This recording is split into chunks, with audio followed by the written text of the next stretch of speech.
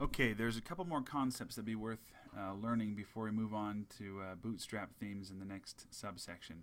So go back to your website. This is what we finished in the previous video, and I want to teach you two things: background images and z-indexes. So first of all, background images. This one's an easy one. Let's go to Google Images and let's grab some nice looking background image. So go to images.google.com and just type in background images. Let's find something that looks nice. Okay, you know what, just pick one for now. I'll grab this one. Go directly to the website. Let's see, where's that one that I just picked? Well, these all look good, you know. I don't know if it matters too much. I kind of like this one. Okay, I'm going to grab this one. I'm going to right click on the image, save image as. Let's put it here in our images folder, and I'm going to call it background.jpg. And I'm going to, actually, you know what? No, let's leave it right here. Instead, let's copy the image address. We'll just use it wherever it's stored. Let's use this for the header. Well, I don't know, it really could go anywhere. We could do it behind the whole body, actually. Let's do that. Let's put it here under body. Let's say background image. And we have some different options here. First one I want to do is, oops, I meant to do URL. Let me go back. URL, there we go. So we're going to simply paste that URL, and don't forget to close this whole thing with a semicolon like we did before. Let's save that. Go back to our main body, our web page, wherever that is. Here we go. Refresh. Now, that background image, you can see it now. It's behind everything. Here's the nice thing about background images, is you can put content and text images on top of background images.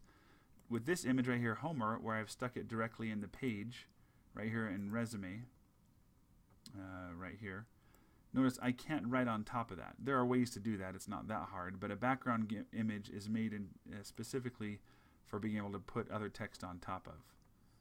So one other thing I want to change here. I want to show you, let's say we decide to make our layout a bit more abstract than it is. First thing, I'm going to fix, I don't like the text being so close. I'm going to say padding equal to 5 pixels on both navigation and main body. 5 pixels, save that, refresh. That's a little bit better.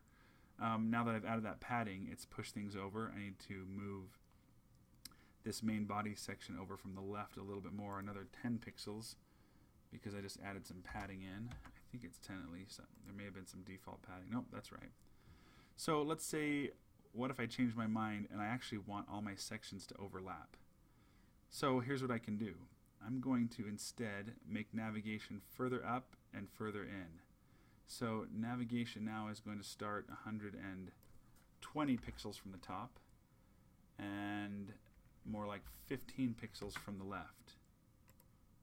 Okay, see how it overlaps now with this one?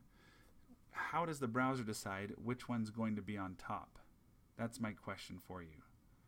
All right, let's move this main body section up and over to the left.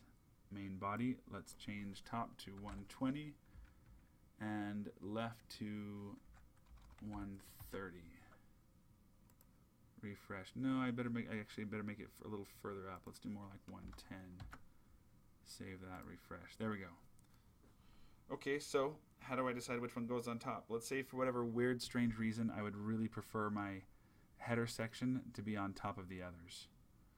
Okay, so here's how I do that. I go to header, and I specify actually for each of these something called z-index. Okay, I'm going to plug it in and leave the value blank for just a moment for all 3 of them. Z-index works like this. Whoops. We simply give it a number. Any number between 0 and infinity. Well, actually, I think it can accept negatives too, but there's really no need. I'm going to make header number 3, navigation number 2, and main body number 1. Now, I could make header number 3 million if I wanted to. As long as it's bigger than the others, that's going to make header appear on top of the others. So now notice header appears on top, navigation next because it's number 2, and navigation goes over the top of main body, which is number 1. So z-index is just the way we specify the order that divs, and we call divs layers is another term we use for that. It's how we specify the order that layers will be laid down on the sheet. So main body, because it's number 1, is laid down first. Navigation is laid down on top of it, and header is laid down on top of that. I think if for whatever reason we actually wanted to do this, we'd probably want main body on top so we don't cover up